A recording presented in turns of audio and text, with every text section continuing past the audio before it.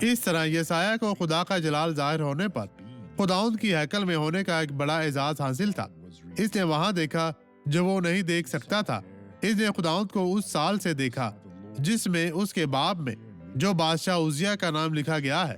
عزیہ مر گیا اور وہ وہی ہیکل میں تھا اور دیکھا، اور پھر اس نے ایک آواز سنی۔ اس وقت میں نے خداوند کی آواز سنی جس نے فرمایا، میں کس کو بھیجوں اور ہماری طرف سے کون جائے گا؟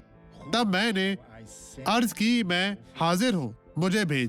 خدا ان کی زندگی کا تزکیہ کر دور گزر ہو چکا تھا۔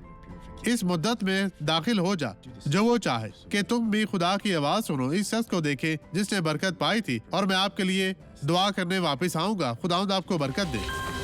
میری گردن میں زبردست درد تھا اور اس وقت مجھے محسوس نہیں ہوا، لیکن میں نے اپنی بہن سے کہا کہ خدا کو شکر ہے کیونکہ مجھے اب کچھ محسوس نہیں ہو رہا ہے۔ نہیں کرے گی، اس نے شفا پائی۔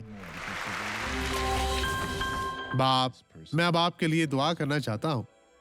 پیارے بھائیوں، میری بہنوں، میرے ساتھ دعا میں شامل ہو اور برکت پائیں۔ خداوند، میں ان تمام لوگوں کے لیے دعا گو ہوں جو تیری مدد کے محتاج ہیں، جو تیری حضوری میں کھڑے ہیں، جن کی توکل، جن کا بھروسہ تجھ پر ہے۔ جلال کے بادشاہ، انہیں چھو پاک صاف اور مسح کر ہر طرح کی بدی سے نجات دے یسوع کے نام میں، اور آپ کہے، خداوند تیرا شکر، تیری تعریف ہو۔ خداوند آپ کو برکت دے۔